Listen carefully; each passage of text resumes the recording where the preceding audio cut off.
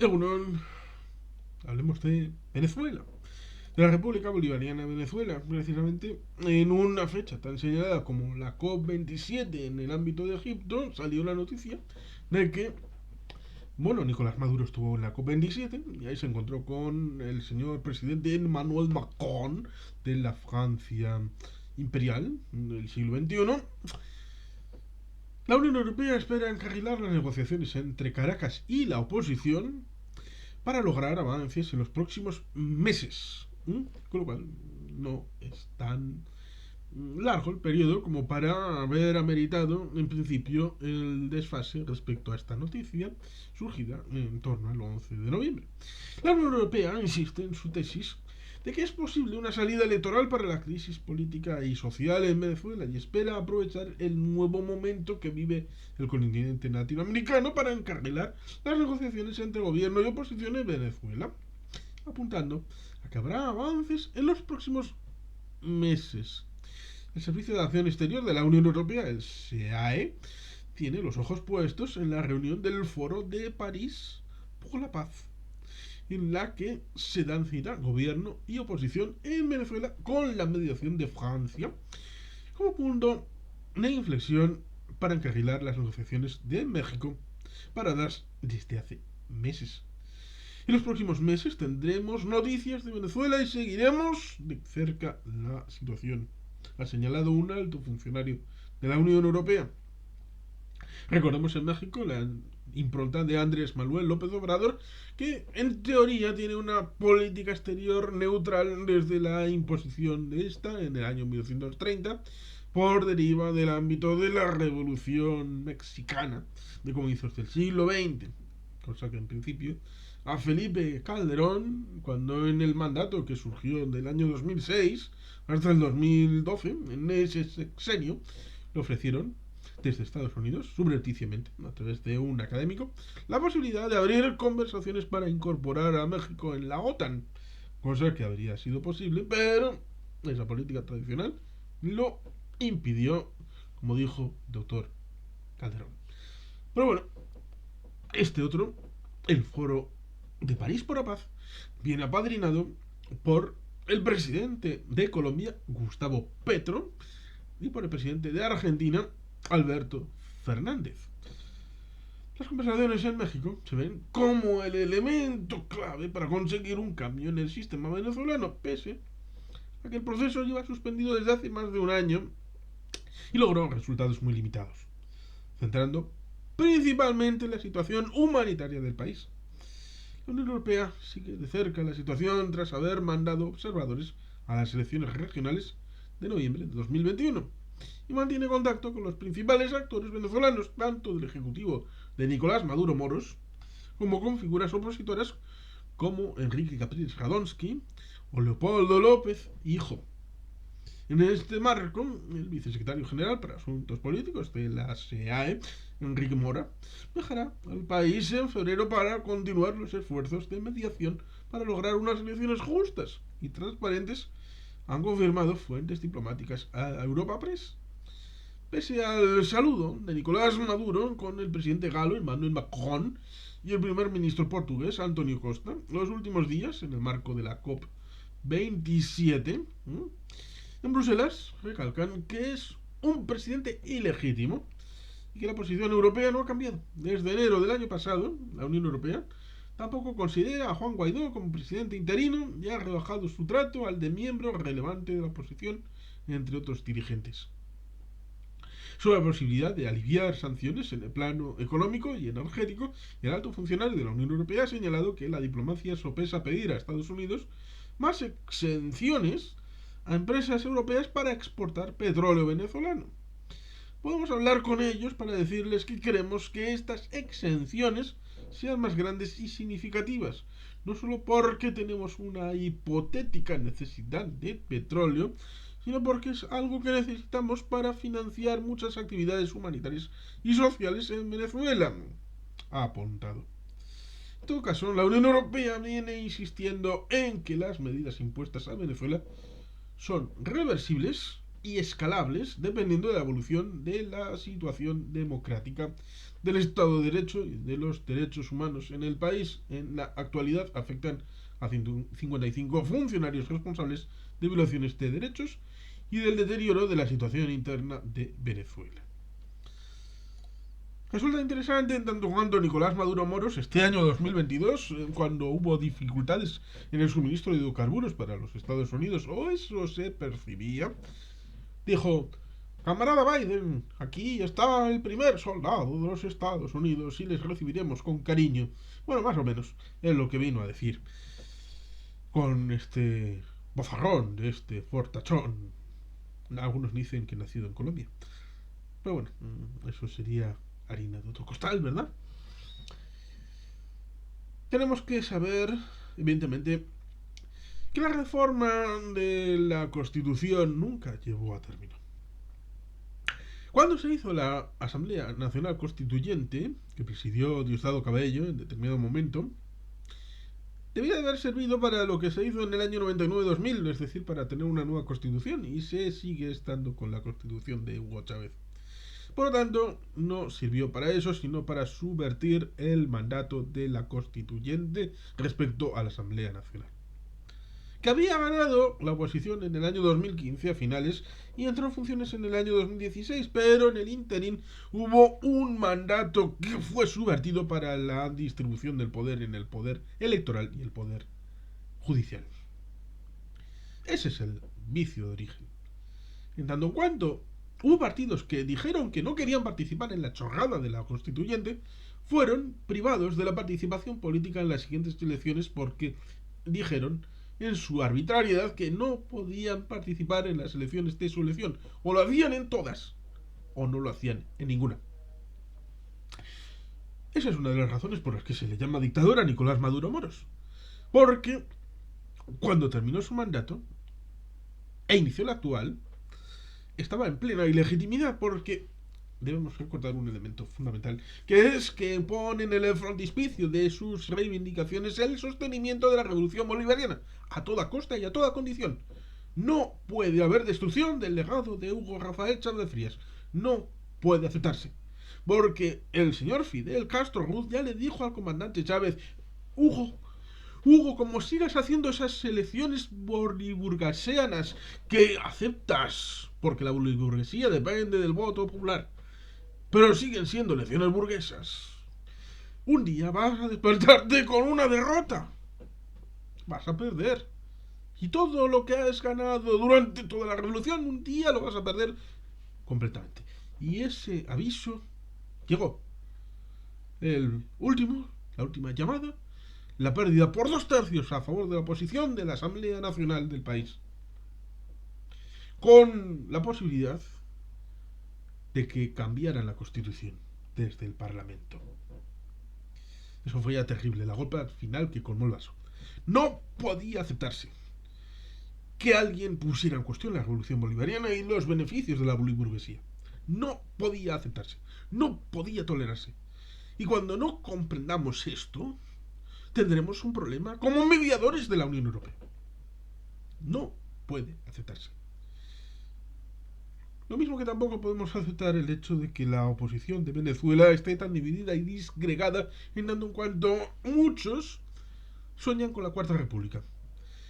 La Cuarta República, a través del Pacto de Punto Fijo del año 1961, llegó en un momento de dificultad, después del final en el año 58 de la dictadura de Marcos Pérez Jiménez. Pero ese ámbito cambió a través de los años 90. Es una Venezuela distinta. No es la Venezuela que se repartían entre adecos y copellanos. Ahora hay otra república distinta.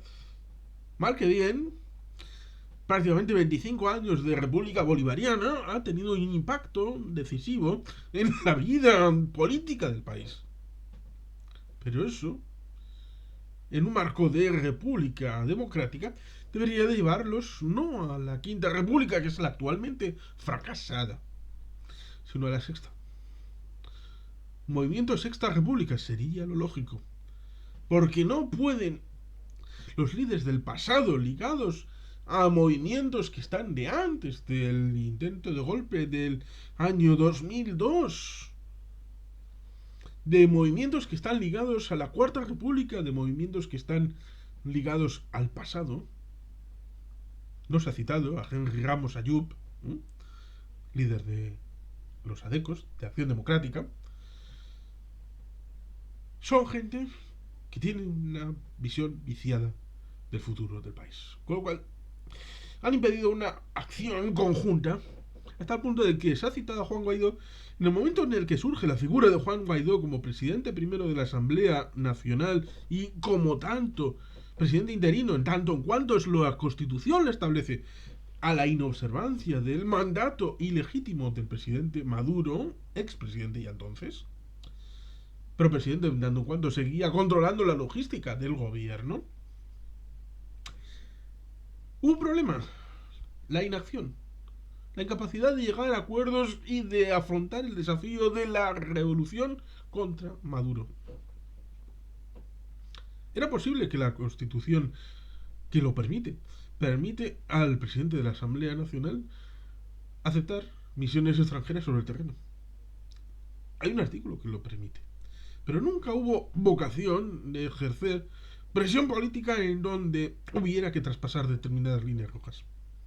Se quería todo pacífico, todo tranquilo, todo pura y pulcramente democrático, sin romper ninguna cáscara de huevo.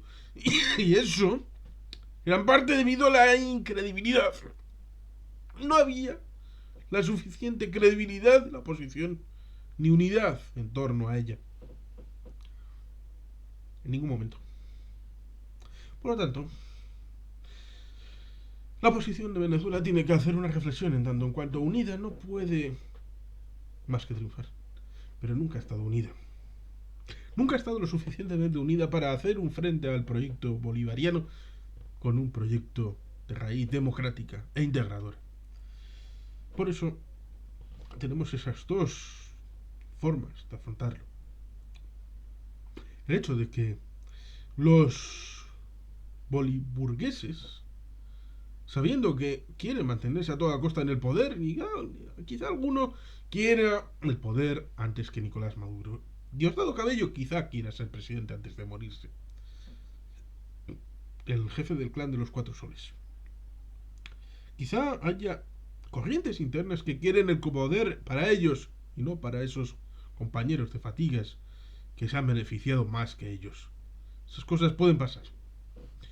Pero han sabido distribuirse el poder mal que bien entre los colegas bolivarianos. Y ser ellos el poder. Y coagular cualquier posibilidad de oposición. Y que nadie más les dispute el poder. Eso han sido capaces de hacerlo. Suficientemente. Incluso con la caída estrepitosa del Producto Interior Bruto, desde estar palo a palo con Colombia con unos 450.000 millones de dólares en Producto Interior Bruto en el año 2012, a tener unos 42.000, un 10% de Producto Interior Bruto, un 10% a la par que Bolivia o que Eslovenia en 2022. La destrucción de la economía con una hiperinflación parecida a la de Zimbabue o a la de Alemania de los años 30 no ha generado el suficiente marco para la construcción de una alternativa. Y esto en parte es culpa de la oposición, que no ha sido capaz de hacer frente a sus desafíos, quitarse del medio partidismos y pruritos personales a la hora de defender al pueblo de Venezuela. Y esto ha generado la situación actual, en la que vemos cómo lo que quieren unos es, ante todo, que pase el tiempo. Ganar tiempo, hasta que, tal vez, la circunstancia económica amerite un ascenso hacia recuperar unos ciertos niveles que permitan que las regalías del petróleo vuelvan a financiar las misiones del ejecutivo de Maduro y permita que ese beneficio económico vuelva a hacer viable una cierta elección un poco más libre, en donde el pueblo de Venezuela vuelva a respaldar a la boliburguesía del Partido Socialista Unido de Venezuela. Es más o menos el concepto que puedan tener en China a la hora de te quitamos la libertad, te quitamos la democracia, si es que alguna vez ha habido democracia en China, pero en Venezuela sí, y en los años 50, 60, 70, 80 se vanagloriaban de ser unas democracias más consolidadas de América y faro para otros que asumían sus destinos en la dictadura. Venezuela sí ha sido faro de democracia y de libertad. Por lo tanto, es decirles, quizá tengas menos democracia, menos derechos humanos, menos libertad, pero vas a tener lo que la Cuarta República no te dio nunca, que es comer 3 veces al día. Ya no vas a tener que comer perrarina, como decías en los años 80 y 90. Ya no vas a tener que vivir en el cerro, en una casa prefabricada, porque la revolución te va a dar una casa. No vas a tener que buscarte la vida con la chatarra, no. Vamos a hacer en la revolución una fábrica, vas a tener un trabajito en la fábrica. Todos esos sueños se han convertido en mentira. Muchas fábricas inauguradas por Chávez a los 6 meses dejaban de funcionar. Muchas casas no se han llegado a construir. A través de los médicos cubanos se ha infiltrado el servicio de inteligencia de aquel país. Por lo tanto, mucho de lo declarado, como diría Fernando Díaz Villanueva, las intenciones son juzgadas como hechos políticos. Y no puede juzgarse un régimen por las intenciones, sino por los hechos que transmite políticamente.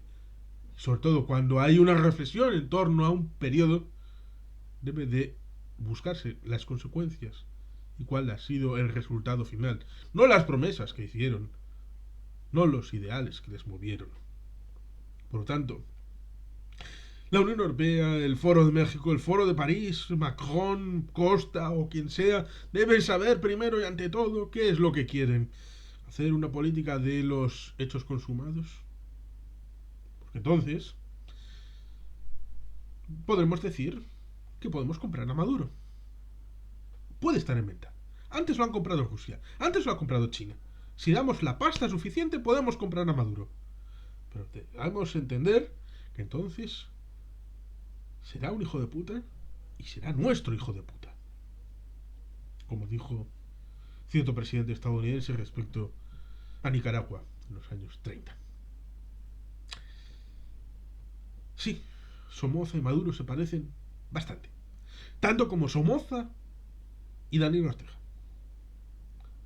Estas cosas hay que tenerlas meridianamente claras. Si queremos ser un faro de democracia y libertad en la Unión Europea, debemos de actuar conforme a los principios rectores.